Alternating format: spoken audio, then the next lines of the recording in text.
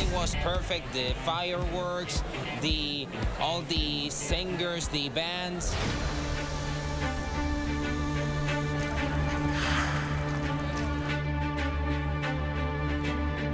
진짜 저는 아이 잡을 것 같아가지고 제가 온 거예요. It's very hot, so if you don't have an umbrella or a hat, it's very easy to get sunburned.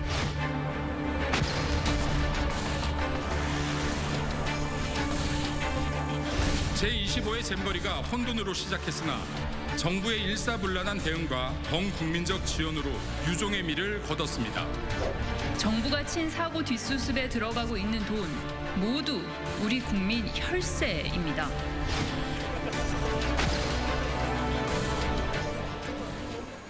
그야말로 다사다난했던 새만금 잼버리 대회가 12일간의 대장정을 끝냈는데 이 막이 내리자마자 여야는 파행의 책임을 놓고 뜨거운 공방을 벌이고 있습니다. 오는 17일 검찰에 네 번째 출석하는 이재명 민주당 대표의 사법 리스크도 점점 커져가고 있는데 패널 네 분과 정치권 쟁점들 하나씩 짚겠습니다. 네, 김근식 전 국민의힘 비전전략실장, 이현종 문화일보 논설위원, 김현정 민주당 평택을 지역위원장, 장윤미 민주당 법률위원회 부위원장 함께합니다. 안녕하세요. 안녕하세요. 안녕하세요. 네, 주제 바로 보시죠. 네, 민주당 김성주 정책위 수석 부의장이 오늘 오전 국회에서 기자간담회를 갖고 잼버리 파행의 원인은 윤석열 정부에게 있다 이렇게 강하게 비판을 했는데 이 내용부터 듣고 오겠습니다. 한마디로 준비 부족, 부실 운영, 책임 회피 세 단어로 요약할 수 있습니다. 잼버리 파행 사태에 대해 대통령의 사과와 총리의 사퇴, 국정조사를 요구합니다. 여당은 여가부 책임론을 제기하고 있으나 어차피 없앨 여가부에게만 책임을 묻지 않고 한덕수 총리가 책임질 일입니다. 자, 그러니까 대통령의 사과, 이 국무총리의 사퇴, 여기에 국정조사까지 촉구를 했는데 뭐 강하게 요구를 하고 있는 거예요? 그러니까 이제 잼버리가 이제 끝나자마자 서로에게 책임을 이제 떠넘기기 위한 정치권의 공방이 시작된 것 같습니다. 예. 정말 이번 잼버리는 많은 국민들이 느끼셨겠지만 어떻게 이런 지역에 잼버리가 유치가 됐고 또 지난 6년 동안 어떤 준비가 이루어졌는지 또 이것이 현 정부 들어서 어떻게 또 이게 응급 대응이 이루어졌는지 뭐 이런 부분에 대한 많은 문제점들을 느끼고 있는 거 아니겠습니까? 저는 걱정스러운 부분은 정말 잘잘못을 따져야 됩니다. 왜냐하면 우리가 이렇게 국제적인 큰 규모의 행사를 유치해놓고도 이런 식의 보였다는 것은 분명히 문제점들을 지적해야 되거든요. 예. 근데 자칫 이것이 서로 간에 책임 떠넘기로 끝나버린다면 또 한 번 우리는 여기서 교훈을 얻지 못할 겁니다. 똑같은 일이 또 반복될 수가 있는 거거든요. 예. 그렇기 때문에 정말 이번 문제는 전 현 정부의 어떤 저는 모두가 다 얽혀있는 문제다. 그렇다면 진짜 이 사태의 어떤 기본적인 문제는 뭔지 정말 지방 정부의 어떤 공무원들의 문제점 그다음에 뭐 등등 여러 가지 문제점들을 하나하나 짚어서 이걸 어떤 새롭게 개혁의 계기로 삼아야 되는데 네. 자칫 이 문제를 가지고 야, 전 정부냐, 현 정부냐, 이렇게만 책임과 공방한다면 예. 이것 또한 몇 달 동안 이렇게 논쟁 벌이다가 끝날 수 있는 문제거든요. 벌써 그런 조짐이 나타나고 있습니다. 이제 감사원이 아마 감사에 나서겠다고 하지만 저는 이 문제를 가지고 벌써부터 대통령 사과라 뭐 어쩌고 이런 논쟁보다는 진짜 촘촘하게 이 유치 과정부터 그 이후의 준비 과정에서 어떤 문제점이 있었는지 그 부분을 일단 짚어서 나중에 감사원 결과 나오면 다 밝혀질 겁니다. 예. 그런 부분에 대해서 책임을 져야지 벌써부터 나는 책임 없고 당신 책임이다 라고 하는 것은 맞지 않다고 봅니다. 제대로 복귀하고 조사를 해야 그렇죠. 된다 이런 말씀이고. 그리고 전현 정부 모두 얽혀있는 문제다라고 좀 지적을 해주셨는데 이런 거는 국민의힘에서는 논평을 통해서 뻘밭 대참사의 원인은 문재인 정부다 이러면서 맞받아쳤습니다. 그러면서 부산 엑스포는 물 건너갔다 이렇게 말한 민주당 원내대변인의 발언 이거에 대해서는 또 망언이란 뭐 이런 말까지 나왔어요. 그러니까 이현정 의원이 짚어주신 것처럼 지금은 남 탓 공방 또 책임 떠넘기기가 아니라 네네. 문제의 근원을 진단해보고 예. 제대로 분석해서 어디가 잘못됐고 무엇이 문제였는지를 촘촘히 따져보고 다시는 이런 일이 벌어나지 않도록 준비하는 게 필요하다고 보고요. 거기에는 여야 간에 다 머리를 맞대고 할 수 있다고 생각을 해요. 네. 감사원 감사든 국무총리실의 그 감찰이든 아니면 뭐 수사가 필요하다면 수사도 할 수 있고요. 그리고 국정조사도 할 수 있으면 해도 된다고 생각합니다. 그러나 이제 9월부터는 정기국회 시즌이라 국정감사가 진행되기 때문에 국정공사라는 요구는 사실 효율적으로 굉장히 좀 떨어지는 거고요. 더불어서 지금 이렇게 말씀하신 것처럼 책임 공방만 정쟁으로 내탓 그 논쟁이 돼버리면 지금 나온 것처럼 민주당의 원내 대변이라는 분들이 이걸 더욱더 정쟁화로 크게 시켜서 2030 부산 엑스포는 물 건너 갔다라고 일종의 좀 국민들이 봤을 때는 잼버리도 지금 잘 안 돼서 속상한데 부산 엑스포도 그 물 건너 가야 되나?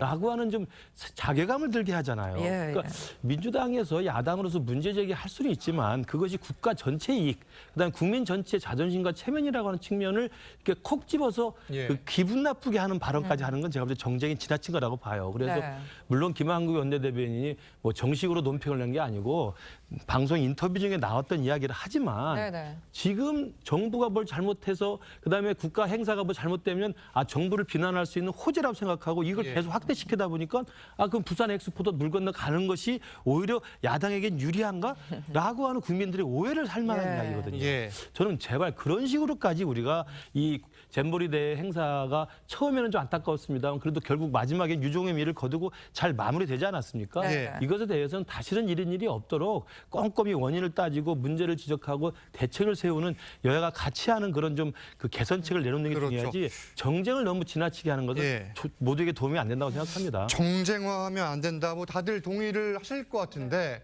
그런데 이제 어제 스카우트 대원들이 본국으로 돌아간 뒤 일요일인 오늘 오전부터 사실 국회 상황이 그렇지가 않은 겁니다. 이제 앞서 리포트 이제 전화 연결해서 보셨듯이 김성주 의원 그리고 국민의힘의 정경희 원내 부대표 또 유성범 의원까지 뭐 전 정부를 탓하거나 현 정부를 탓하는 이야기들이 계속 나오고 있는데 정경희 국민의힘 원내 부대표 같은 경우에는 문재인 정권 말미에 뭐 대회를 1년 연기해달라 이런 요청한 사실이 있다고 주장을 했어요.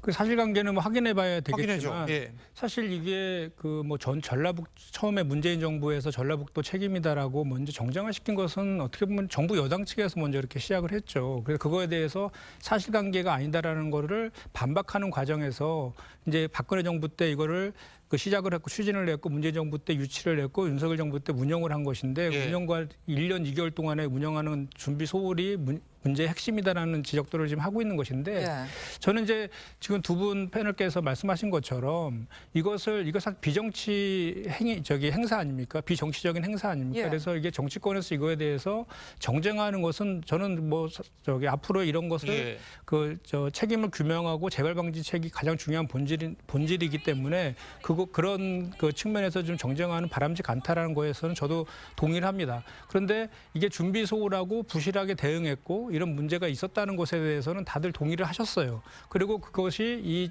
일단은 안전한 잼버리 행사를 마무리한 이후에 반드시 이게 재발 방지 대책을 세워야 되기 때문에 그런 것들은 끝나고 하자라고 했고 그런 과정이라고 저는 생각을 합니다. 그래서 이것이 조금 전에 말씀드렸지만 박근혜 정부부터 윤석열 정부까지에 걸쳐서 있었던 거의 10년간에 걸쳐서 있었던 그 행사였거든요. 그 과정 속에서 제대로 된 시시비비들을 가려야 되는데 일단은 이 새만금 지원 특별법에 보면 정부 지원회의 위원장이 총리로 되어 있지 않습니까? 총리로 되어 있고 조직위원장의 주무부처 장관이 여가부 장관으로 되어 있는데 지금 회자되고 있는 것은 국무총리실 산하의 국무조정실에서 감찰을 하고 감사원에 감사를 하겠다 이렇게 지금 그 말들이 나오고 있는데 이것은 어떻게 보면 그 감찰의 대상자인 분들이 스스로 셀프 감찰을 하는 것이라서 신뢰를 받기 어렵다. 그런 차원에서 국회 차원의 국정조사도 필요한 것 아니냐라는 주장을 민주당에서 좀 하고 있는 것이다.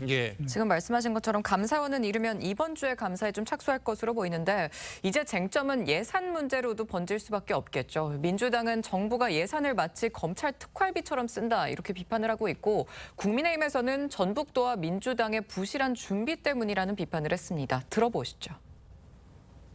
윤석열 대통령은 검찰총장 재직 시절 사용했던 특활비처럼 국가 예산도 그렇게 써도 되는 줄 아나 봅니다.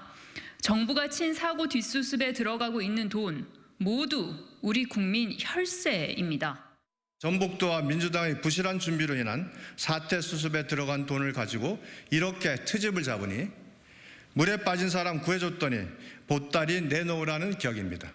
그러니까 민주당에선 검찰 특활비처럼 정부가 예산을 썼다 이렇게 이야기를 했고 여기에 오늘 오전 유상범 의원이 물에 빠진 사람을 구해줬더니 보따리 내놓으려는 격이다 뭐 이렇게 이야기를 했어요. 이게 왜 그러냐면 행사가 총체적인 문제점을 노출시켰다는 점에 대해서는 이론의 여지가 없습니다. 예. 그러니까 대통령이 특별 지시를 합니다. 한국에 더 머물길 원하는 공식 행사가 종료됐더라도 그런 청소년들이 있으면 숙소 지원을 해주라고 합니다. 이게 주먹구구식입니다. 그냥 선의로 아이들 숙박비를 제공할 수 있는 차원의 문제가 아닙니다. 왜? 이게 국민 세금이거든요. 그러면서 다시 한번 반출을 하는 겁니다. 검찰이 특활비 문제가 됐을 때 영수증에 제대로 나오지 않는 부분, 휘발돼서 보이지 않는 것이다. 이게 문제가 없는 것이다라는 취지로 함구하고 있는 부분을 다시 한번 상기시키는 겁니다. 이 정부 어떤 기조입니까? 재정 건전성 상당히 중요하게 합니다. 추경도 편성하지 않잖아요. 그런데 이렇게 뭔가 땜질식으로 국민 혈세를 낭비한다? 여기에 대해서 저는 야당이 문제 제기할 수 있다고 보고 이것도 지금 유상범 의원도 이렇게 말씀하시면 안 됩니다. 이게 어떻게 민주당과 전북의 잼버리입니까? 대한민국의 잼버리입니다. 윤석열 정부 2년 차에 주체가 됐던 행사예요. 문재인 정부 7년 차에 주최됐던 행사 아니지 않습니까? 대통령께서 직접 개영식에 가셨던 공식 행사입니다. 예. 그게 어떻게 민주당의 탓이라고 이야기합니까? 그러니까 뭐 진보 보수 여야의 문제가 아닙니다. 이건 책임 정치의 문제고 집권 세력 이제 2년 차 아니겠습니까? 집권 중반부에 돌아서는데도 이게 전 정부 탓이라고 하면 동계올림픽, 88올림픽 다 그렇게 하는 겁니다. 심지어 여성가족부는 그 바로 전에 가짜 사실관계까지 왜곡하는 보도자료까지 냈습니다. 매립이 준공되지 않았는데 김현숙 장관이 그 현장에 가니까 준공됐다고 했거든요. 완전히 날조된 사실이었습니다. 예. 그런 것을 짚어야지 어떻게 이 부분을 야당 탓을 할 수가 있겠습니까? 뭐 계속 공방은 이어질 걸로 보이는데, 네, 의원님.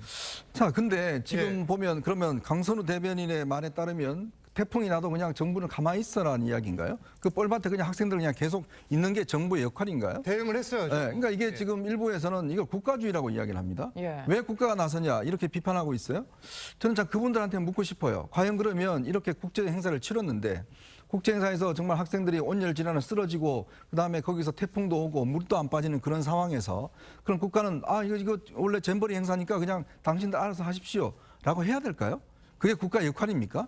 그렇게 했으면 아마 또 난리 쳤을 겁니다. 예. 근데 그렇게 이제 쓰니까 이제는 또 국가주의다?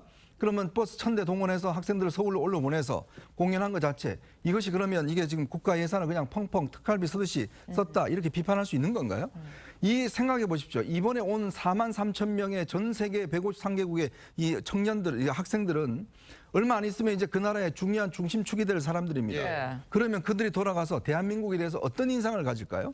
그러니까 그들이 앞으로 대한민국에 대해서 긍정적인 반응을 가질 경우에 우리가 얻을 수 있는 이득은 이 1,100억보다 훨씬 더 많은 이득을 얻을 겁니다. 그러면 이런 상황들을 국가가 비상적인 상황에서 대응하고 준비하고 하는 것 자체를 오히려 박수는 쳐주지 못할 망정 이걸 가지고 특활비 쓰듯이 펑펑 썼다라고 비판하는 게 과연 옳은 저는 접근 방식일까요? 예. 그러면 민주당 정권에서 어떻게 할 겁니까? 학생들 놔둘 겁니까 거기에? 그러니까 그걸 묻고 싶은 거예요. 과연 그런 데서 국가 예산 쓰는 것 자체를 이게 국가 예산이고 정부가 왜 민간 행사에 시시콜콜하게 하느냐 스카우트 정신을 저버렸냐 그렇게 이 일부 언론에서 비판하는데 과연 그게 올바른 접근일까요? 저는 그런 의문을 갖습니다. 근데 그 관련해서 강선우 대변인이 지적한 것은 폐영식 이후에 돌아가지 않고 잔류해서 관광하는 잼버리들이 있는 거예요. 그 잼버리들에 대한 숙식 제공이라든지 이런 것들을 언급하셔서 그럼 그 비용까지 우리가 국가가 대줘야 되느냐 이런 비판인 거예요. 그러니까 예를 들어서 그 잔류하는 관광을 하고 있는 잼버리 등에서 숙식이나 뭐 관광 프로그램이나 또는 뭐 교통편이나 이런 것들을 안내해주고 하는 것들은 도와줄 수 있어요. 그런데 추가로 들어가는 그 돈들. 비용을 대주는 것은 그 어떤 기준도 없는데 그것은 그 전에 다른 잼버리 대회도 끝나고 나서 남아서 자체적으로 관광을 즐기고 돌아가는 경우가 있지 않습니까? 그런 비용까지 대주는 것을 지적한 것이라는 말씀 드립니다. 저도 이제 그 부분은 지금 정확히 강선우 대변인이 한 이야기는 그 말이 맞아요. 폐영식 끝나고 K-팝 콘서트 끝나고 이제 며칠 더 머무르는 사람이 일부 있잖아요. 많지는 않을 겁니다. 그 사람들 이제 숙박을 좀 끝까지 지원해 주라라는 대통령의 지시였는데 그게 제가 볼 때 예산이 크지는 않을 거라고 봅니다. 그러면 이현정 의원 말씀하신 것처럼 태풍이 올라왔을 때 전국으로 다 이렇게 분산하는 거 그리고 또 새롭게 콘서트 준비하고 문화 프로그램하고 현장 프로그램 하는 거 이 비용들을 국가가 예비비를 동원해서 한 겁니다. 그건 뭐 민주당도 반대할 리는 없다고 봅니다. 근데 K-팝 콘서트 끝난다고 이게 그런 대로 아무리 별탈 없이 마무리가 되니까 민주당에서는 왜 국가가 독재 시대처럼 지시를 내려가지고 저는 심지어 그런 이야기도 들었어요. KBS에서 그 K-팝 콘서트 중계 방송하는 것도 분명히 대통령의 지시가 있었을 것이다. 이런 이야기를 막 해요. 아니 지금 시청률 분리징수에서 화가 잔뜩 나 있는 KBS한테 만약에 용산에서 전화 한 통 했다가는 용산 큰일 납니다. 알아서 한 거예요. 왜? 대한민국의 이미지를 그래도 좋게 하기 위해서 마무리를 잘해달라는 게 전 국민적인 관심사항이기 때문에 방송국도 나서고 기업도 나서서 그 제품도 나눠주고 심지어는 중학생, 고등학생 지금 방학철 맞아가지고 영어 좀 하는 스카우트 대원들은 자원봉사해서 다 왔었어요. 그리고 기업들 왔죠, 종교계 왔죠, 문화계 왔죠. 그리고 또 심지어는 뭐 엔터테인먼트 가수들도 아마 정부가 팔을 밑에서 데려왔을 거라고 또 헛소리를 합니다. 지금 국민들이 볼 때는 잼버리 대회가 무사히 끝날 수 있도록 정말 혼신의 힘을 다해서 자기 뜻과 정성을 모은 겁니다.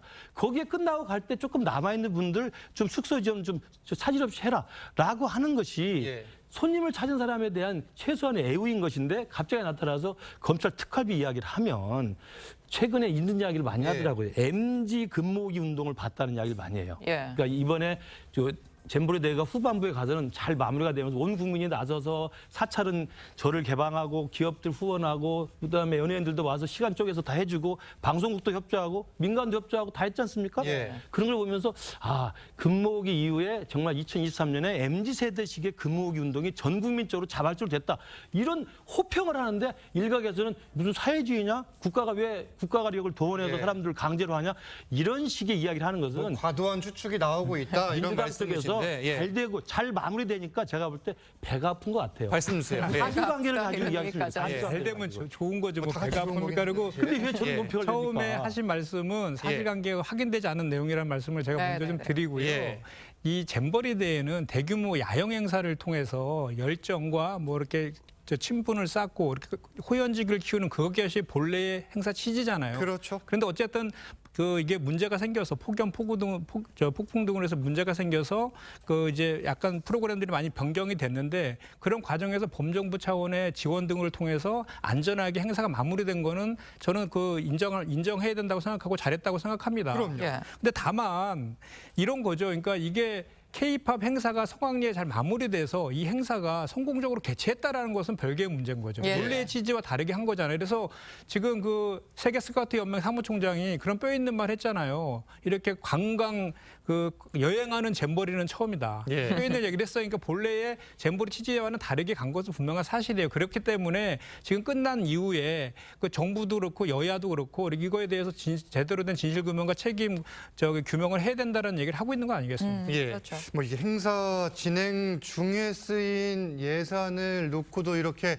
첨예하게 부딪히는데 이 의원님 그러면은 사실 이전에 쓰인 예산들을 놓고선 따져볼 때 이게 상당한 부딪힘이 예상이 되는데 민주당에서는 국정조사를 요구하잖아요.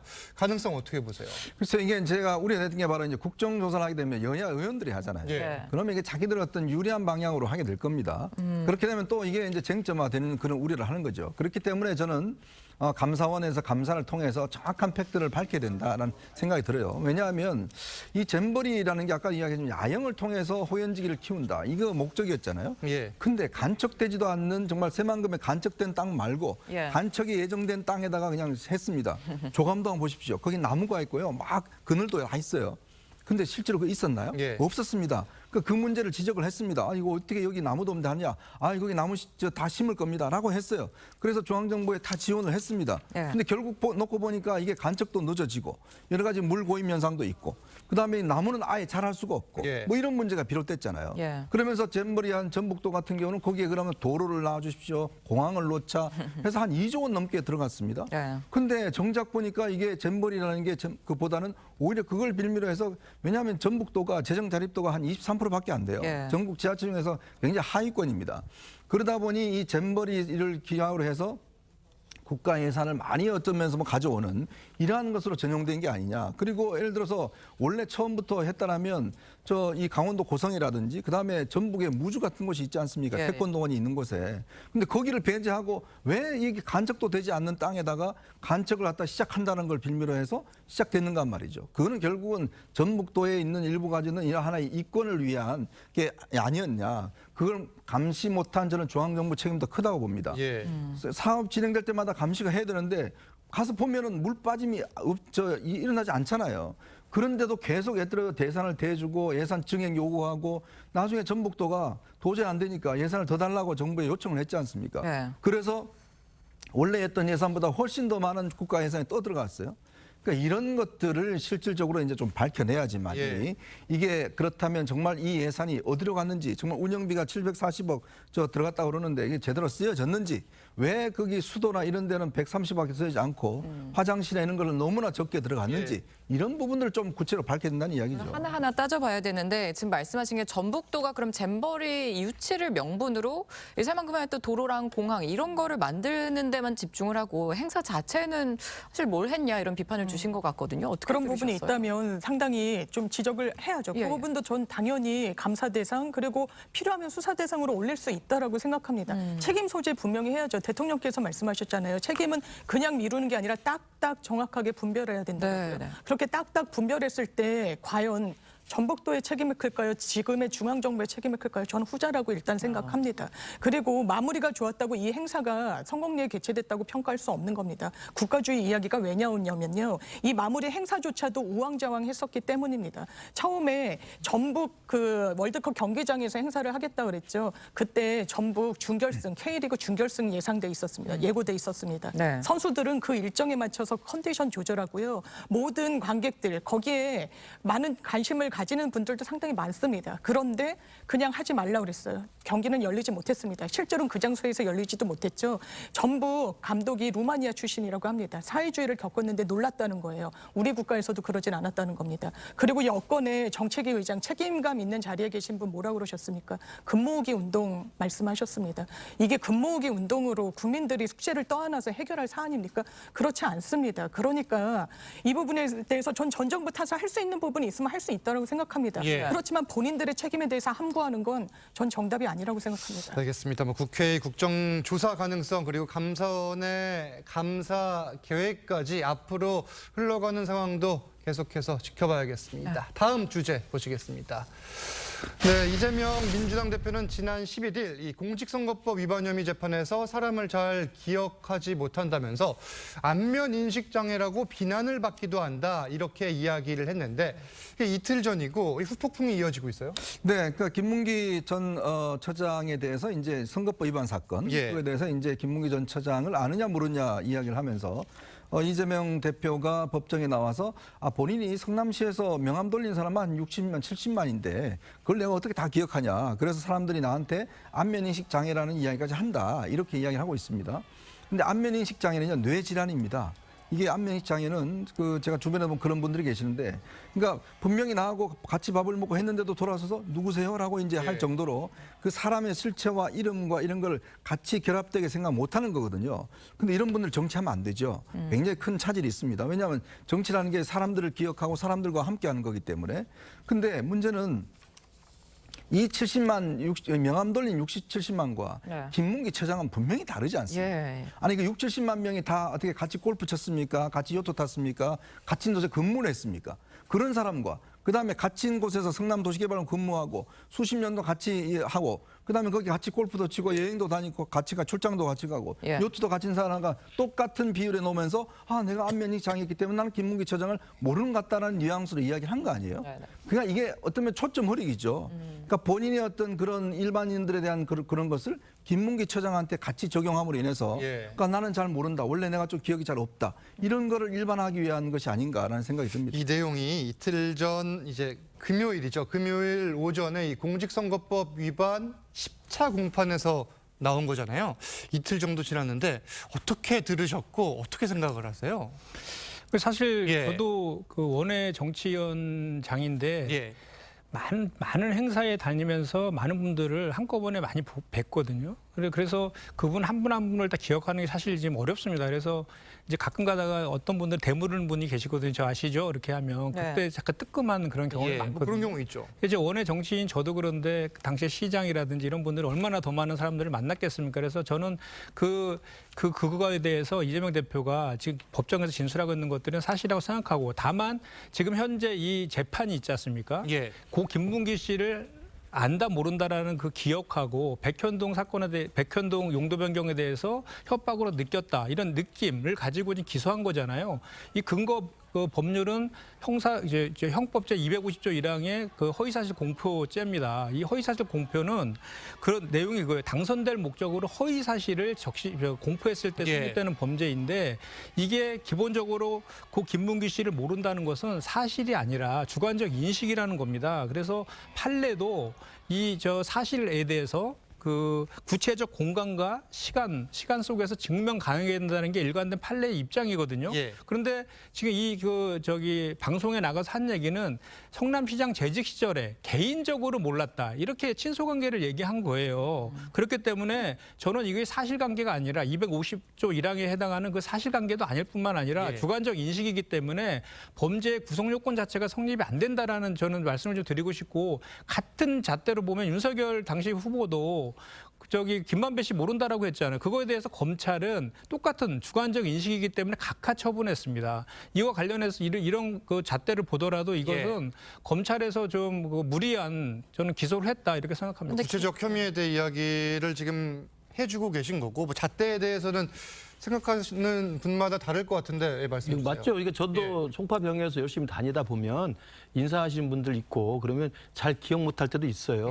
뭐 그건 당연한 이야기고 윤석열 당시 검사가 김만배 씨 법조 출입하는 기자라서 오다 가다 만나는데 나중에 기억 못할 수 있는 거죠. 그거하고 김문기 씨하고 이재명과의 관계는 이현정 의원께서 잘 설명해 주셨잖아요. 10박 11일 동안 해외 출장 가서 같이 자고 같이 밥 먹고 같이 일정을 소화하고 같이 이야기했던 사람을 몰랐다는 게 상식적으로 말이 안 된다는 말씀은 국민들이 알 거고요. 제가 이재명 대표가 엊그제 법정 지시에서 한 이야기 중에 제가 가장 의아해하는 건 60만 장, 70만 장 명함 돌렸다고 해서 제가 깜짝 놀랐어요. 제가 그래서 확인해 봤어요. 저도 한 4년째 지금 명함을 돌리고 있는데 10,000장 이상 못 돌립니다. 저것도 새빨간 거짓말입니다. 너무 개인적인. 제가 확인을 해봤어요. 그 전에 명함 돌렸다는 게 뭐냐면 2006년 성남시장 선거에 나와 떨어집니다. 2006년 성남시장 선거에서 득표수가 보니까 73,000표예요. 그리고 2008년에 국회의원 분당갑에 나와서 23,000표 받고 떨어집니다. 그 두 번의 선거에서 아마 돌렸을 것을 제가 생각하는데 성남시장 나와 떨어진 거하고 분당갑에 나와서 국회의원 선거 떨어질 때 60만 장, 70만 장은 돌릴 수 없다는 건 우리 김현정 위원장도 잘 아실 겁니다. 그리고 나서 2010년에 성남시장이 되고 14년에 재선이 되고 18년에 도의사가 되잖아요. 잘 아시지만 시장이 된 다음에 명함 돌릴 일이 없죠. 항상 수용이 있고 행사에 가서 다 들어가는데 무슨 명함 또 돌립니까? 그러니까 저는 2006년 성남시장 나와서부터 60만 장, 70만 장 돌려서 내가 알 수 없다고 말한 그 법정에서의 진술부터가 저분은 입만 열면 일단 거짓말 하는 거예요. 생각해 보세요. 60만 장, 70만 장 도저히 못 돌립니다. 60만, 70만이 엄청나게 많은 숫자예요. 매일 돌려도요. 10만 장 못 돌립니다. 4년 내내 돌려도. 저 명확한 사실입니다. 뭐 거짓말이라고 이야기를 과장되게 말씀하는 버릇이 있는 거예요, 저렇게. 하셨지만 실제로 얼마나 돌렸는지는 불가능한 숫자라니까요. 60만, 그거는 단정할 수 없습니다. 본인이 아니신데 그걸 어떻게 단정하세요? 일단 좀 김근식 그 당협위원장께서 열심히 평상시에 지역 안 도시는 것 같아요. 뭐 그랬을 그것도 추정입니다. 뭐 물론 넘어가고 이제 자필 확인서 이야기도 좀 해볼 텐데 김용전 부원장의 경우에 이제 직접 이 대표가 신문을 하면서 내가 명함을 무제한적으로 배포한 게 아니다. 누군가 제 명함을 가지고 있다고 해서 관계가 있다고 보기 어렵다 이렇게 주장을 했고 김용전 부원장은 안다고 답을 했습니다. 이 대표의 논리와 직접 신문, 이 재판에 어떤 영향을 미칠 수가 있습니까? 그러니까 이게 이제 김문기 씨를 이재명 대표가 어떤 면에서 보면 뭐 개인적으로 안다 하고 업무적으로 안다. 이걸 뭐 좀 구별할 수 있나 싶어요. 왜냐하면 김문기 처장하고는 이미 이 성남시장 되기 전부터 이 분당시에 이제 리모델링 사업이 있었습니다. 이 김용 씨나 이런 양반들이 다 거기에 함께 했던 분들이에요. 그러면서 이제 이게 성남 도시개발공사로 이어집니다. 유동규 씨도 마찬가지고요. 이제 그렇다 보니 이런 관계 속에서 이재명 대표도 본인의 어떤 국회의원 당선을 위해서 당시 성남시 같은 경우는 이제 분당이 리모델링 사업이 한참 이제 진행될 때거든요. 이제 거기에 이제 집중해서 본인의 어떤 정치적 영향을 키우기 위해 활동을 했었고, 자, 그런 상황이기 때문에 더군다나 이제 지금 아들이 직접 그 김문기 씨 아들이 법정에 나와서 여러 가지 진술을 했지 않습니까? 개인적 통화도 많이 하는 걸 봤다라고 이야기를 했었고, 그리고 또 이제 김용 씨 같은 경우는 중간에서 함께 일을 했기 때문에 충분히 알 수 있었던 어떤 그런 가능성에 대해서 이제 이야기를 한 것이고요. 그렇기 때문에 저는 이제 뭐 재판부가 판단할 걸로 봅니다. 뭐 변호인 측은 이재명 변호인 측은 서로 이 뉴질랜드 출장 가서도 서로 눈을 안 마주쳤다. 뭐 이런 이야기를 하긴 하는데 그러나 우리 일반적 상식에서 어떤 안다 모른다를 판단해야 되겠죠. 예.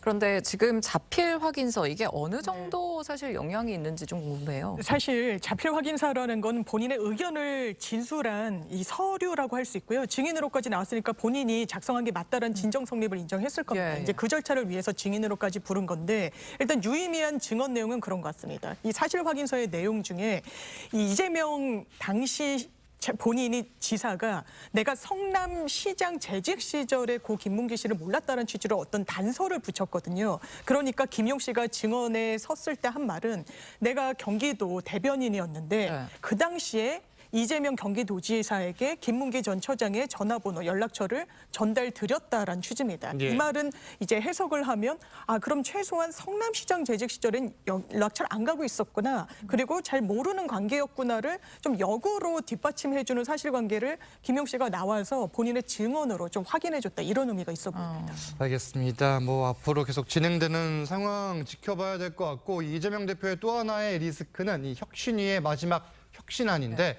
국민의힘 측에서는 이렇게 이야기를 했습니다. 뺑소니 혁신안을 던져놓고 도망치듯 떠났다. 김은경 전 위원장에 대해서 뭐 비판을 계속 하고 있어요. 그렇습니다. 그러니까 김인경 혁신위원회가 뭐 말도 많고 탈도 많고 여러 가지 설화와 실현 구설수에 많이 올랐는데 이제 마지막에 혁신안을 이제 만들어 놓고 종료를 했습니다.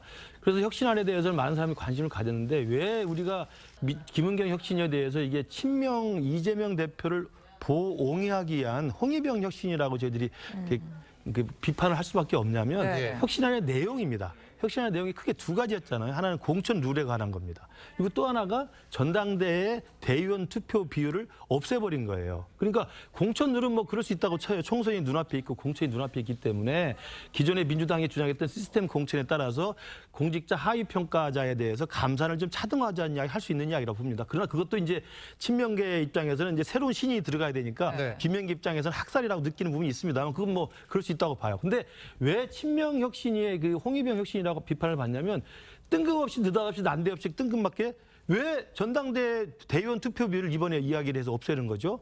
지금 공천이 총선 공천이잖아요. 전당대회는 총선이 지난 내년 8월 이후에 있을 건데 지금 이번에 혁신위가 가장 중요하게 대의원 30% 투표비를 없애버린 거예요. 말은 이 정당 민주주의라 이야기하는데 가장 첫 번째 이유는 그거죠. 이재명 대표가 10월에 사퇴를 하든 12월에 감옥에 가든 어디 가든 간에 이게 비상사태가 생겨서 그만둘 때는 8개월이 임기가 남았을 때는 새로 전당대회를 열어야 됩니다. 그러면 포스트 이재명 체제에서 이재명 체제를 지지하는 분들, 이런 강성분들은 다시 또 이재명과 똑같은 그런 생각을 가진 사람 중심으로 리더십을 세워야 되잖아요. 그렇기 때문에 상관없는 전당대회 룰을 그렇게 바꿔놓은 거고요. 왜냐하면 그 친명계가 리더십을 확보할 수 있는 중요한 계기니까. 두 번째로는요. 그게 이제 그 근거는 그겁니다. 당내 민주주의니까 1인 1표로 그 당원들의 목소리가 커졌다고 그러는데 제가 그래서 정치학자니까 찾아봤어요. 2015년도에 영국 노동당이 계속 블레어 총리 이후로 3번 총선에서 이기다가 그 1인 1표라고 하는 당원 민주주의를 내세워서 당원 당규를 바뀌어서 뽑힌 사람이 제레미 코빈이라고 하는 극자 강경 당수가 됩니다. 그리고 총선에 완전히 참패합니다. 1935년 이래 최악의 참패를 당해요. 그 강성 당수가 뽑힘으로써. 그리고 다음 지금 이제 스타머라고 하는 중도 성향의 당수가 지금 있거든요. 그러니까 저는 영국 노동당에서 그 참패의 결론도 당원 민주주의라고 하는 직접 민주주의를 내세우면서 강성파들의 목소리를 계속 과대 반영하는 그 이야기가 원칙으로는 맞다고 하지만 결과적으로는 국민들한테 완전히 눈밖에 났다는 이 참담한 제가 결과를 말씀을 드립니다. 뭐 영국 개딸들이 결국 노동당을 마치듯이 결국 개딸들이 민주당을 망칠 수밖에 없다는 게 같이 정찰의 입장에서 안타까운 말씀을 드립니다. 안타까운 말씀이시다. 뭐 영국 사례도 들으셨고 중국의 홍위병까지 빗대 주셨는데 뭐 민주당 내에서 비판이 나오는 거 알겠는데 이 홍위병이라는 비유 뭐 적절합니까? 분위기 어떻습니까? 아니, 그렇지는 않죠. 지금 우리 김근식 교수님께서 오늘따라 유독 내피셜로 강하게 좀 비판을 하시는데 개인의 생각이다. 그 우리 혁신안이 2개밖에 없다라고 하시는데 그렇지 않습니다. 우리 혁신안 내용에 좋은 내용이 정말 많습니다. 그 뭐 정책 그 정당을 지향하면서 우리 최고위원 중에 2명을 그 정책 지명직 최고위원 기반으로 하자는 내용도 있고 예. 정책 그 대변인도 두자라는 얘기도 있고 또 그리고 이제 그 예비 내각제도 있고요. 그리고 미래 세대들 뭐 청년이라든지 노동이나 이런 그 소외된 계층들을 대표하는 미래 세대에 대한 내용들도 있고 많이 있습니다. 그 중에 이제 특히 이제 우리 그 민주당의 그 이번에 김은경 혁신안에 대해서 비판하고자 하는 분들이 당내에 이제 좀 그 분열적 요소들이 있는 게 대의원 제도하고 다선 의원 뭐 용태 권고 이 내용인데 이 두 가지만 딱 꼭 찍어가지고 이제 비판하는 거죠. 근데 실제로 그렇지 않습니다. 그러니까 원래 우리 그 김문경 혁신안이 사실은 그 돈봉투와 코인 문제 때문에 시작됐잖아요. 그렇죠. 그래서 그거에 대해서 먼저 혁신 일을 띄우라고 요구한 것은 당내에서의 비명과 소위 말하는 반명 의원들이었어요. 그리고 그 혁신에다 정권을 주라라고 얘기했죠. 근데 중간에 이제 김은경 위원장이 그 노인 비하 발언으로 설화가 생기면서 이제 그 핑계거리가 생긴 거죠. 그렇지만 이 당의 그 혁신위는 당의 공식 그 기구인 것입니다. 김은경 위원장 한 명이 만든 내용이 아니에요. 그래서 메신저를 공격함으로 인해 갖고 그 혁신한 내용 자체를 폄하하거나 부정해서는 안 된다고 저는 생각하고 우리 그 혁신한 내용 중에서 이제 말씀하신 그 내용을 좀 말씀드리면 대의원 제도에 대해서 말씀 많이 하시니까 사실 대의원 제도에 대한 폐지는 한참 전부터 논의가 되어 왔었어요. 지난 그 이재명 대표가 당대표를 뽑히기 전에 전당대 준비에서 전당대 룰을 바꿀 때 원래 45%였던 걸 30%로 축소할 때도 그때였습니다. 이재명 대표가 대표 시절에 한 것이 아니에요. 그리고 그때 제가 그때 비대위원이어서 그 룰 개정할 때 제가 관여해서 잘 알고 있는데 그 이후에 대의원제도 폐지에 대한 요구에 대해서는 차기 지도부에서 논의한다 이렇게 넘어간 거예요. 그런데 그 논의를 이제 논의하는 과정 속에서 반대로 이 지금 대의원 제도의 이제 사실 폐지가 아니라 1인 1표 하자는 거죠. 대의원 제도는 정당법상 없을 수 없습니다. 그래서 지금 대의원제 1인 1표를 주장하는 측에서도 대의원의 그런 권리라든지 이런 것들은 별도의 그 규정으로 얼마든지 둘 수 있다라고 지금 주장하고 있는 것인데 이 대의원 제도 폐지와 대의원 제도 1인 1표와 관련해서는 이재명 대표를 딱 그 중앙에 두고 해석을 하니까 그렇게 해석이 되는 거예요. 그런데 제가 아까도 말씀드렸지만 대의원 제도의 1인 1표에 대해서는 이재명 대표가 주장한 것이 아니고 이재명 대표와 직접적으로 지금 연관되지도 않습니다. 그런데 무슨 말씀인지 알겠는데 뭐 취지도 알겠고 어떻게 나아가겠다는 것도 알겠는데 사실 민주당 내에서 반발이 워낙 거세잖아요. 그래서 제가 이제 그 힘을 받을 수 있겠습니까? 그 말씀 드리려고 하는 건데 저희가 이제 혁신을 통해서 총선 승리를 나아가야 되는데 그 혁신도 중요하지만 또 당의 통합도 중요해요. 그래서 이제 혁신안이 나왔기 때문에 이 혁신안을 가지고 당내에서 이제 논의들이 이어갈 것 아닙니까? 그 논의하는 과정 속에서 다양한 의견들의 목소리를 듣고 잘 정리해 나가는 그런 지혜가 좀 필요한 시점인 건 분명한 사실이죠. 말씀하신 것처럼 다양한 의견 들어야 되는데 지금 돈봉투 코인 문제로 이게 시작이 돼서 뭐 이렇게 혁신안이 나오는 건데 굳이 대의원제를 지금 손봐야겠냐 이런 얘기가 내부에서 나오는 거거든요. 그리고 좋은 평가도 있어요. 하지만 김은경 전 위원장에 대해서 이재명 대표 뭐 비서실장에 어울리는 사람 아니냐 이런 비판도 나오는 건 또 사실이거든요. 어떻게 보세요? 원래 대의원제는 제가 알기로 예전에 이제 김대중 대통령이나 이제 민주당이 너무 지역 편중이 있었습니다. 주로 이제 호남 지역에서만 이제 굉장히 많은 숫자가 있었고 영남 지역이었기 때문에 그거를 좀 극복하고 전국 정당으로 만들기 위한 이제 하나의 노력의 일환으로 대의원들에게 꽤 많은 이제 어떤 표를 준 거예요. 그러면서 이제 전국 정당 균형을 유지한 거죠. 이제 그런 긍정적인 측면에서 출발한 겁니다. 그래서 전국 정당이 되는 것이고요. 근데 아까 이야기했듯이 혁신위원회가 본질적으로 왜 필요한가에 대한 그 근본 문제 이거를 해결점을 답을 줘야 되는데 문제와 답이 틀리다는 거예요. 즉 문제는 예를 들어서 정말 민주당의 도덕적인 훼손 등등 이거를 극복할 수 있는 방법이 뭐냐라고 줬는데 답은 엉뚱하게 내년 8월에 쓸 이 대표 선출의 그 답을 쓴 거예요. 그래서 지금 당내에서 의아해하는 겁니다. 이건 제가 궁금한 거는 그럼 이거예요. 이달 말에 의원들 워크숍도 있고 앞으로 토론을 할 텐데 어떻게 전개될 거라고 보세요? 근데 이 문제는요. 왜 이렇게 됐을까라는 걸 보면 아마 그런 판단이 있을 겁니다. 이재명 대표가 대표직을 계속 유지하기 어려울 것이다라는 전망이 있는 거예요. 왜냐하면 그런 지금 생각들을 갖고 있다. 그렇죠. 있으니까 조기 전당대회가 있을 수 있다. 예를 들어 12월 전에 전당대회가 있으면 이 룰로 치러야 되거든요. 12월 달에 이후에 있으면 중앙위원회에서 대표를 뽑을 수가 있습니다. 그런데 그 전에 할 경우는 전당대회를 열어야 돼요. 그러면 급하잖아요. 그래서 오죽했으면 이거 최재성 전 정무수석 같은 경우는 이거는 정청래 혁신안이다라고 이야기하잖아요. 왜냐? 정청래 최고위원이 다음 지금 대표를 노리고 있으니까 다음 대표도 친명계에서 나오게 하기 위해서는 친명의 비중이 높은 인기가 높은 정청래 의원을 하기 위해서 안을 만들었다는 이야기 나오지 않습니까? 이제 그런 의도가 있는 거예요. 모든 게 제도라는 게 그냥 그냥 일반적인 게 아니라 왜 이 시점에서 그걸 만드느냐 의도성을 가지고 이야기를 하는 거거든요. 어떻게 보세요? 근데 지금 너무 과도한 해석 같아요. 그러니까 이제 민주당의 상황에 대해서 현실과는 약간 틀리거든요. 제가 말씀드리면 지금 현재 제도에서도 이재명 당대표가 77.7%로 역대 최다 득표했어요. 그러니까 같은 논리로 뭐 예를 들어서 이재명 대표가 누구 후보 민다라고 하면 지금처럼 비슷하게 나올 가능성이 높거든요. 그리고 또 하나는 지역구도 타파하기위해서 전국 정당화하기 위해서 대의원제도 도입됐다고 하셨는데 실제로 보면은 이번에 그 최고위원을 구성하고 있는 분들을 보세요. 우리가 당원이 가장 많다고 하는 호남 있죠. 호남의 송갑석 최고위원 출마인데 떨어졌어요.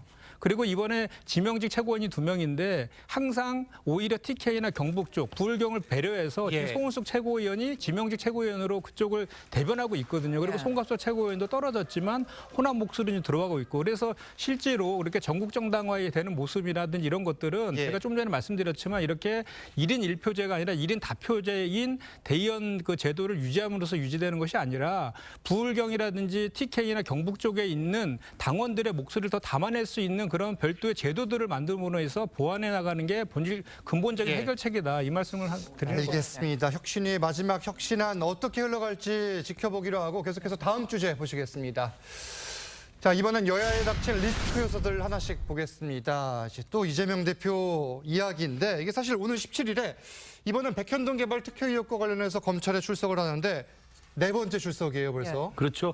뭐 출석은 뭐 여러 번 하셨기 때문에 뭐 똑같이 검찰에 소환을 가서 아마 그때처럼 뭐 입장문만 발표하고 묵비권 행사하고 올 가능성이 있습니다. 그러나 어쨌든 이제 공당의 대표로서 검찰 소환에는 응할 것으로 보이고요. 문제는 소환 이후죠. 소환 이후에는 반드시 구속영장을 칠 가능성이 높아 보이는데 백현동 특혜뿐만 아니라 지금 쌍방울 대북송금도 지금 수사에 속도를 내고 있기 때문에 그러면 8월 16일 회기 이후에 그리고 9월달 정기 6기 이후에 만약 검찰에서 이재명 대표에 대한 구속영장을 또 한 번 청구했을 때 이게 체포동의안을 어떻게 처리할 것인가가 또 한 번의 민주당에서 내관으로 저는 닥쳐올 거라고 생각합니다.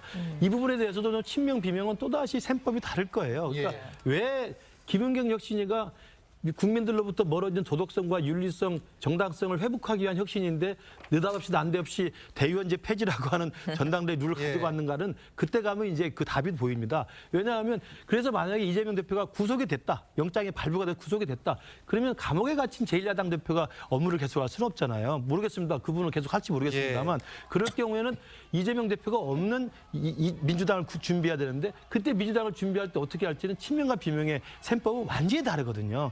그걸 앞두고 있기 때문에 이번에 검찰 소환 그리고 구속영장 청구 체포동의안이 국회로 왔을 때 계산법이 달라서 저는 그냥 또 뇌피셜 말씀한다고 그러는데 저희 그냥 합리적 추측으로 보면 이번에 8월이나 9월에 이재명 대표에 대한 추가 구속영장이 국회로 돌아가면 저는 국회에서 가결될 가능성이 높고 결국 이재명 대표의 구속 여부는 법원에 가서 재판장 앞에서 구속영장 실시심사의 결과를 지켜봐야 될 겁니다. 일단 감옥에 갇힌다 뭐 이런 표현들도 조금은 개인적인 구속영장이 발부된다는 표현을 하겠습니다.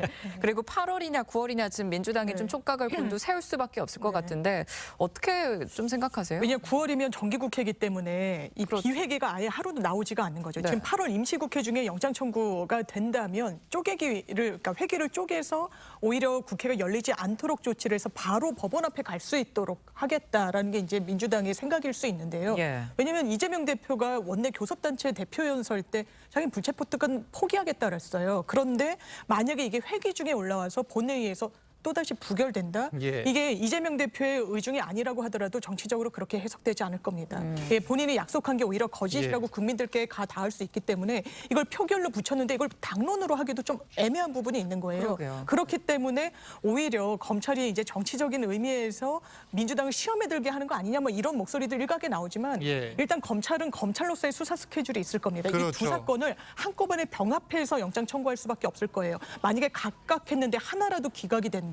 그 후폭풍 검찰도 감내하기가 사실 힘들 거거든요. 그래서 모아서 영장을 청구하면 아마 9월 중에 이 스케줄상 가능할 수 그러니까 이제 말씀 주신 대로 이제 백현동 의혹과 이 대북송금 의혹 두 가지를 이제 합쳐서 영장 청구할 가능성이 높다 이건데 오늘 17일 이제 조사를 하고 그 이후 이제 국회 일정만 보는 게 아니라 검찰의 수사 일정대로 갈 텐데 기각 가능성도 완전히 뭐 배제할 수는 없는 거잖아요, 사실. 그렇죠. 그것까지 봐야 되는 거잖아요. 뭐 그거야 이제 뭐 예. 재판부의 판단에 따라서 있는 문제니까 예. 문제는 이제 검찰은 검찰의 일을 하면 되는 것이고 그렇죠. 또 법원은 법원의 일을 하면 되는 겁니다. 그런 측면에서 보면 지금 이제 17일 날 조사를 하게 되면 아무래도 8월 임시국회 안에 하기는 어려울 겁니다. 힘들다. 현실적으로 어렵고 지금 검찰은 이제 두 개를 사건을 지금 병합하는 이런 문제도 여러 가지 고민하고 있잖아요. 지금 이화영 부지사 재판이 다음 주 22일 날 열립니다. 예. 그러면 거기서 법정 증언이 어떻게 나오냐에 따라서 거기에 대한 또 이재명 대표의 어떤 혐의나 이런 것들을 다시 한번 또 수사를 해야 되고 그 시점이 또 길어진다 그러면 뭐 9월까지 넘어갈 수가 있는 거거든요. 9월 정기국회가 시작이 되면 12월 2일 이제 예산안 통과 때까지 꽤 정기국회가 열립니다. 그 이후 또 임시국회도 열릴 수가 있으니까요. 그렇게 된다 그러면 아마 이게 민주당이 원하는 대로 뭐 임시국회를 쪼개서 하는 건 저는 어렵지 않을까 그런 생각이 듭니다. 저는 또 이 부분도 좀 놀랐는데 검찰 소환에 대해서 민주당에서는 김대중 전 대통령 납치 사건에 빗대서 검찰을 압박하고 있습니다. 이 대표는 민주주의가 위협받고 있다 이런 주장을 했거든요. 이게 설득력이 있다고 보십니까? 그게 이제 이재명 대표 사법 리스크에 대한 일관된 민주당의 프레임 아닙니까? 야당 탄압, 정적 제거. 그러다 보니까 이제 민주당 쪽에서 가장 이제 그 상징처럼 모시고 있는 분이 바로 김대중 전 대통령이기 때문에 김대중 전 대통령이 민주화 운동 당시에 겪었던 고초를 자신이한테 오고 있는 사법 리스크로 지금 견주어서 이야기를 하고 있는데요. 그 부분을 국민 여러분들 중에서 얼마나 동의할 수 있을지는 뭐 보면 알 것 같고요. 김대중 대통령은 아시다시피 군사 독재 하에서 목숨을 걸고 민주화 투쟁을 했고 그 투쟁 때문에 군사 독재에 의해서 수장이 될 뻔도 했고 또 감옥에도 갔고 심지어 사형 선고도 받고 망명을 떠나기도 했지 않습니까? 그런 수많은 고초 속에서 결국 대통령이 돼서 대한민국에 일정한 공헌을 했던 분인데 이재명 대표한테 지금 사법 리스크가 씌워져 있는 게 뭡니까? 선거법 위반으로 허위사실 공표로 재판이 진행되고 있죠. 대장동 사건으로 배임죄, 수천억의 배임죄로 지금 기소가 되어 있죠. 그다음 성남 FC로 제3자 뇌물죄로 지금 기소가 되어 있죠. 이번에 백현동도 이제 배임죄하고 사실은 뇌물이 주고 간 것으로 200억을 보내주고 그게 정진상 몫과 이재명 시장 몫이었다고 진술한 게 나와 있기 때문에 뇌물죄가 또 있습니다. 그래서 쌍방울 대북송금도 3자 뇌물죄입니다. 뇌물죄 이런 것들이 어떻게 김대중 대통령이 했던 민주화 운동과 똑같은 것으로 탄압이라고 이야기하는 것인지 저는 상식적으로 납득이 되지 않고요. 더군다나 이번에 백현동 소환을 앞두고 그 이재명 대표가 자기 그 SNS에 올렸던 국가폭력 이야기하는데 지금 어느 대한민국의 국가폭력이 야당 대표를 강제로 없는 죄를 만들어 덮어씌우고 감옥에 넣을 수 있겠습니까? 불가능한 이야기 아닙니까? 일각에서는 그렇습니다. 일각에서는 왜 이재명 대표가 이렇게 죄를 많이 졌는데 아직도 감옥에 안 가냐고 볼멘 소리 하는 사람도 많아요. 정말 대한민국 사법 시스템 인권지향적이고 굉장히 선진적입니다. 차분히 기다리십시오. 정말 일각의 이야기인데 하실 말씀 있으십니까? 네, 뭐 이제 불가능한 일을 벌이고 있으니 문제라고 민주당은 이제 지적하고 있는 것이고요. 그 이재명 대표가 그 김대중 대통령과 본인을 등치시키려는 것은 아니고 다만 이제 국가가 지금 그 당시에는 군대를 동원한 것이 검찰로 바뀌었을 뿐이고 그 국가가 그런 그 뭐랄까 이렇게 그 정치인을 탄압하는 그런 것들이 이제 비슷하다. 그래서 이건 국가폭력이다. 이렇게 이제 비유적으로 표현을 한 것이라고 저는 보고요. 저는 이제 이렇게 생각합니다. 이번에 이제 체포동의안이 소환하고 체포동의안이 국회로 넘어올 거라고 생각하는데 그 법원에 이제 출석했을 때 저는 영장 기각될 가능성이 대단히 높다고 저는 기각될 가능성이 저는 기각될 가능성이 대단히 높고 그렇게 됐을 때 정부 여당은 대단한 후폭풍을 맞이할 것이다. 저는 그렇게 이제 전망합니다. 왜냐하면 백현동 건이나 대북송금권 관련해서는 지금 현재 어떤 이재명 대표가 연관됐다는 물증은 없어요. 그나마 지금 나오고 있는 것이 이화영 그 전 부지사의 진술이 오락가락하고 있다는 정도이고 그것도 22일 법정에서 살펴봐야 되는데 이화영 전 부지사의 진술이 번복이 된다 하더라도 제3자 뇌물죄로 공수 유지를 할 수 있는가는 저는 또 그거 자체도 저는 의문이거든요. 왜냐하면 이재명 당시 경기도지사가 그 쌍방울의 기업의 이익을 위해서 어떤 북한과 관련된 사업에 대해서 인허가권이 있는 것도 아니고 권한도 없는데 그것이 제3자 뇌물로 규율할 수 있는 그 법리 자체가 저는 이해가 되지 않거든요. 그리고 쟁점이 있는 건 저도 이해가 되는데 사실 사법 시스템을 검찰을 이렇게 야당 대표가 이런 식으로 비유를 하는 거는 어떻게 보십니까? 그러니까 이제 국가 폭력이라는 것은 국가의 어떤 힘을 가지고 사실상 이제 탄압하는 것을 이야기를 하는데요. 지금 과연 이런 우리 시스템에서 그렇게 할 수 있는가 여부와 함께 더군다나 백현동 문제는 그렇습니다. 백현동은 정말 사상 유례 없는 50m 옹벽 아파트지 않습니까? 자, 이거를 갖다가 시가 허락을 해줘서 지금 건설을 했습니다. 거기에 사시는 주민들은 어떤 생각이 드실까요? 그거는 어떤 폭력인가요? 정말 지을 수 없는 곳에 그런 허가를 내줬고 그리고 민간업자에게 3천억이라는 이득을 내줬습니다. 원래 이게 도계공에서 임대주택으로 지으려고 하는 것이거든요. 그걸 4단계 종상향을 했어요. 그걸 국토부 압박이라고 이야기를 합니다. 자, 그런데 최종 결정권자는 당시에 성남시장이었어요. 그렇다면 이거는 시정폭력인가요? 그렇게 비유할 수 있는 거 아니겠습니까? 본인이 그 부분에 대해서 국가가 수사하는 건 당연한 거 아닌가요? 그거를 저는 폭력에 비유한다는 건 앞뒤가 안 맞다고 알겠습니다. 생각합니다. 백현동 건, 대북송금 건 아직 기소가 이루어지지 않은 사건이기 때문에 앞으로 수사 상황, 기소를 한다면 재판 상황까지 지켜보기로 하고 이번엔 국민의힘 리스크 짚겠습니다. 이 국민의힘 일각에서는 내년 4월 총선을 앞두고 수도권이 비상이다, 위기론이 나오고 있다는데 맞습니까? 최근까지도 이제 대통령 지지율이 아직도 이제 부정적 평가가 이제 긍정적 평가보다 높고, 그리고 수도권은 이제 잘 아시다시피 지난 21대 총선에서 우리 당이 전멸을 했습니다. 그래서 지금 거의 수도권의 대부분은 모든 지역이 현역 의원들은 민주당 의원들이에요. 그러니까 현역 의원들 민주당을 상대로 실제로 원외 당협위원장을 하면서 경쟁을 할 만한 인물난이 높은 게 사실입니다. 물론 저 같은 경우는 인물난이 아니라고 생각을 합니다만은 일단은 각 지역에서 원외 당협위원장을 채우기도 쉽지가 않은 상황이에요. 워낙 우리가 지난번에 참패했기 때문에 그 인물난 그 문제가 하나 있고, 두 번째로는 중도층에 어필을 해서 수도권의 민심들을 좀 견인할 수 있는 그런 어떤 우리 당의 분명한 정체성과 노선과 그런 인물들이 나와야 되는데 아직은 그런 식의 좀 정체성을 가지고 지금 논란이 지금 되고 있기 때문에 아마도 지금 안철수 의원이나 윤상현 의원이나 지금 몇몇 분들이 수도권 위기를 이야기하는 것은 대통령 지지뿐만 아니라 인물난 플러스 그 수도권에 어필할 수 있고 소구력이 있는 청년들과 중도층의 외연을 확장할 수 있는 그런 우리 당의 노선들을 명확히 하자. 이런 식의 저는 총선을 앞둔 주문이라고 생각합니다. 그럼 획기적 인재 영입이 가능할까요? 어떻게 보세요? 글쎄요, 지금도 안 되는데 갑자기 획기적이 될까요? 그러니까요. 그건 뭐냐면 집권 여당과 또 이 정부가 어느 정도 어떤 국민적 지지도라든지 또 안정감 이걸 줘야 될 겁니다. 왜냐하면 요즘 정치에 투쟁하는 게 투신하는 게 예전처럼 그렇게 많은 분들이 정치를 그렇게 긍정적으로 보지 않거든요. 그만한 인재를 확보할 수 있을까 그 의문이고, 문제는 내부의 위기감입니다. 이게 이제 내부의 위기감이 없으면 지금 보면 저는 이 국민의힘 지도부가 과연 위기감이 있는지조차 모르겠어요. 그러니까 지금 계속 이재명 대표만 지금 겨냥하고 있지 않습니까? 근데 만약에 이재명 대표랑 타켓이 없어지면 그다음에 어떻게 할 겁니까? 스스로가 발전을 해서 뭔가 국민들에게 이 표를 얻어야 되는데 그런 거 없이 그냥 상황이 없어져 버린다면 국민의힘도 저는 굉장한 위기를 당할 수 있다라는 생각이 듭니다. 알겠습니다. 오늘 정치권 쟁점은 여기까지 짚겠습니다. 감사합니다. 감사합니다.